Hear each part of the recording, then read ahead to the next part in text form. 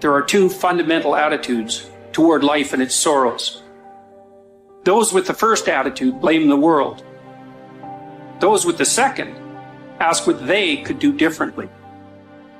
It's much easier and much more gratifying to your basest desires to blame someone else for your misery.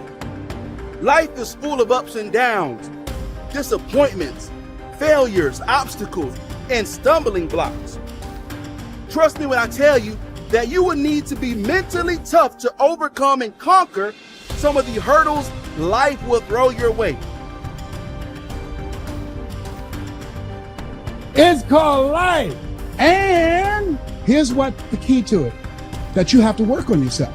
I read every book I could on how to heal yourself. I listened to every speech. I talked to people. I went to lectures. I mean, everything dealing with healing, I fed my mind. Life is a fight for territory. And once you stop fighting for what you want, what you don't want will automatically take over. You are the only person that can encourage you to get back up. Look in the mirror right now and tell yourself, I will fight through this. I will make it, and I won't give up.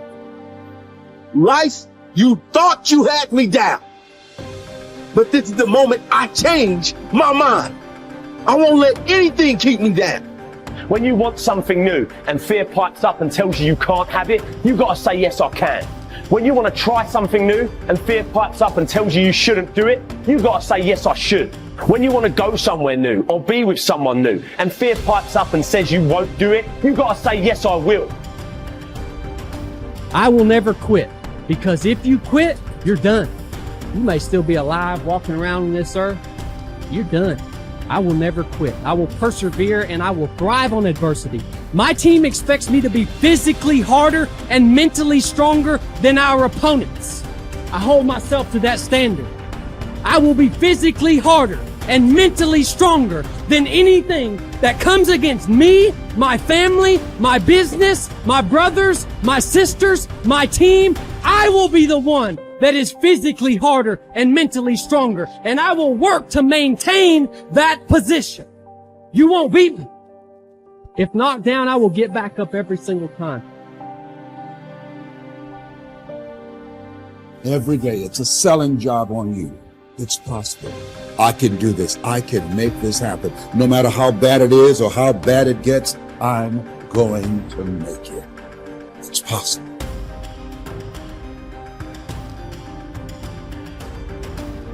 Yo, we all are great. We all should think that we're great. There's no reason for you to not think that you're great. If you don't think you're great, ask yourself why. Why don't you think the highest of yourself? When you do, people have no choice but to follow suit. You have no choice but to follow suit. Well, a lot of people, they base it on their past. They base it on the life that they've experienced up until this moment. Makes you better. Yeah, it does make you better. Makes you better, makes you smarter. Yeah. A life You need to with no hear a guy rocks. like you say it. Yeah, man. That's what's interesting about it. That's what's interesting about life. You can hear a guy like you say that, and then it changes your perspective, and then you'll go out and take action that you might not have taken before.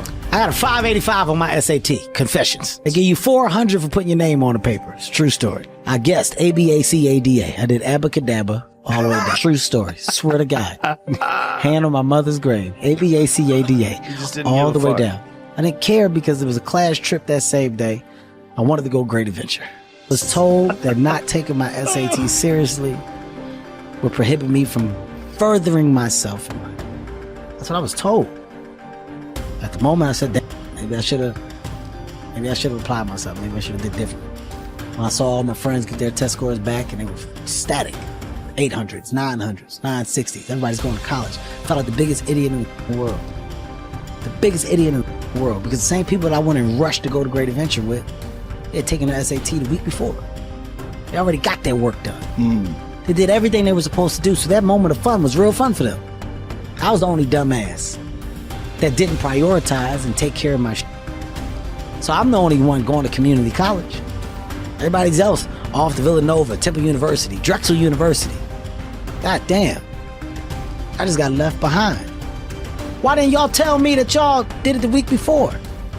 How come y'all ain't tell me that we was serious about the college? Y'all ain't tell me y'all was trying to go to Temple or Drexel? Oh, wait. It's because my life isn't their life. They're focused on themselves. Wow, they're doing what they're supposed to do. Hey, Jack. Go sit by yourself and figure it out, because this is where you should be. Lesson learned. Any opportunity given should be taken serious from this point. Because if not, you can find yourself feeling just like this. I try to get down on myself at the moment. I learn from it. Now, if I gotta take a goddamn test, you best believe I'm studying for that test, because I don't want the feeling like I'm the guy that didn't prepare. Now I got a story to tell my kids about what it feels like to be the kid in class that didn't prepare, that's got the worst grade when they give all those grades back. But it's because of my experience. I don't look down on those moments. You take those moments, you make the best of them, because they're life lessons. It's that simple. You're saying it's positive, but it's really just simplicity that's real. It's real. It's real, and it's your life experience, and it's your life's lesson.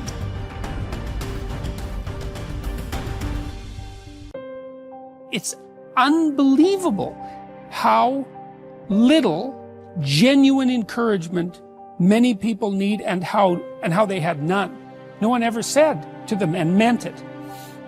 It's not okay for you to be a weak loser. It's not okay. And the reason it's not okay is because you could be way more than that. And it's a crime, an ethical crime, for you to allow all that necessary potential to go to waste. It hurts you, it hurts your family, it hurts the world. Really, really, it does. And people think, oh, okay, I get it. And they do get it, because they know. If you want to know something about yourself, sit on your bed one night and say to yourself, you got to mean this. Like, you got to be desperate. This is no game, this.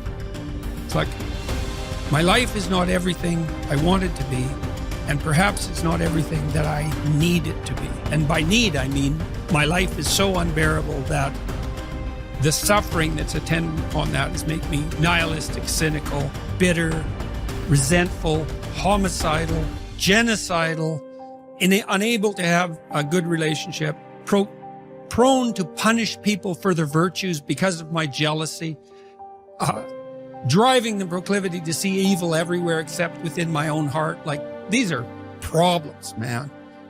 And you ask yourself, you sit on the bed and say, okay, man, I'm ready to learn something. Like, what's one thing I'm doing wrong that I know I'm doing wrong, that I could fix, that I would fix?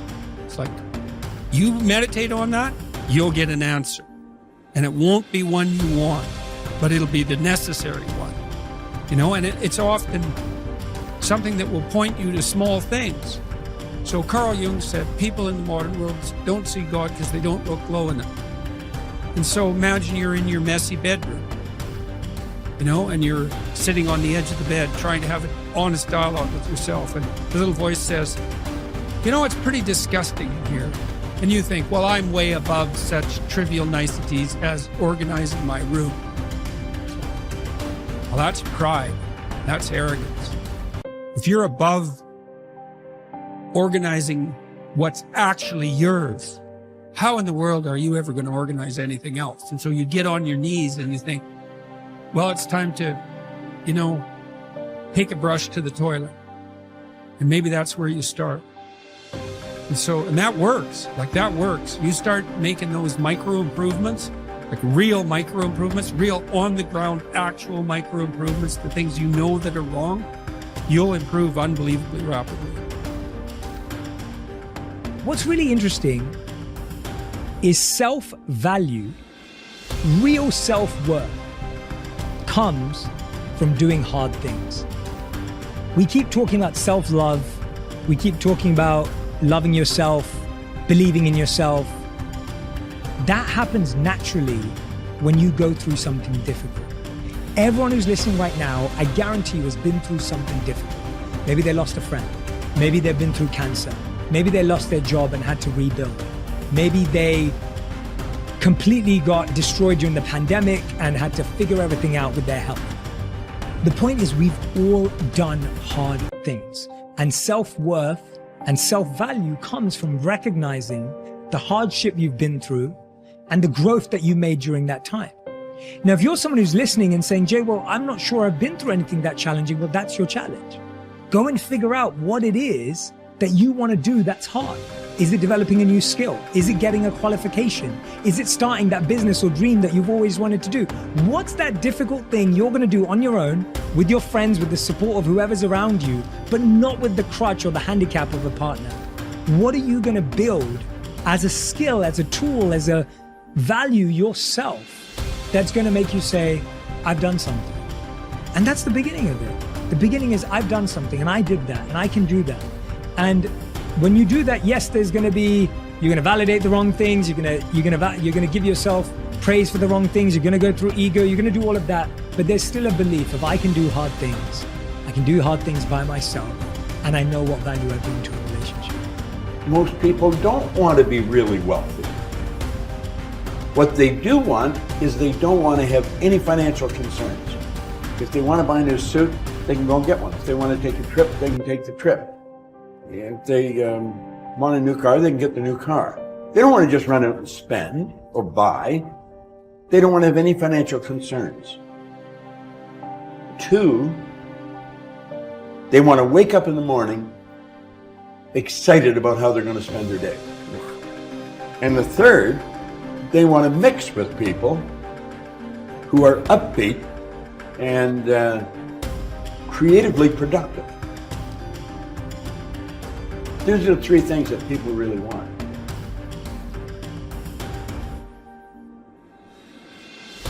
Well, a friend of mine spent 18 years studying the biographies of more than 500 men and women who had started with nothing and became successful. And he was looking for the common denominator of success, and he found it. He found that every single one of these people throughout their lives absolutely believed that they were going to be a big success. They absolutely believed they were going to be a big success when they grew up, and no matter what happened to them in their adult lives, and they never lost sight of that. Like the 3 wise men following the star, they felt that everything that happened was part of the process. Every setback was a lesson. Every pain was something sent to teach them something that would be helpful, and they never stopped believing in themselves. So if you could buy one belief, the belief is this, is that you are destined to be a big success, that you have incredible potential, that you're surrounded by incredible opportunities, and that you're going to be a huge success in life, and everything that's happened up to now is part of your preparation. So challenge your self-limiting beliefs. Don't ever say, I can't do that, or I'm not good at that, or something else. No, wait and say, wait, what if that's totally false? What if deep down inside of you have the ability to be extraordinary at something that's important to you? Whether it's skiing or skydiving or mathematics or selling or earning money or running a business. You probably have more ability than you could dream of, but don't sell yourself short. Now in the Bible it says, according to your faith it is done unto you. It's one of the most important principles of the New Testament. In the Old Testament it says, as a man thinketh in his heart, and the heart stands for the subconscious mind, which means a deep belief, so is it, or so is she. William James says, beliefs create the actual fact. Is that if you have the belief, it actually becomes the fact, because you always act in a manner consistent with the belief, and as a result you get the results consistent with your actions. And you can control your beliefs. Is it easy to change your beliefs, especially old negative? No, it's not easy. Is it possible? Absolutely. Is it easy to lose weight? No. Is it possible? Of course it is. If you want to become successful in life, young man, he said, number 1, you got to change your mindset. He said, you don't get in life what you want, you get in life what you are. Number 2, practice OQP, only quality people. You earn within $2,000 to $3,000 of your closest friends. And the 3rd thing he said, develop your communication skills, because once you open your mouth, you tell the world who you are.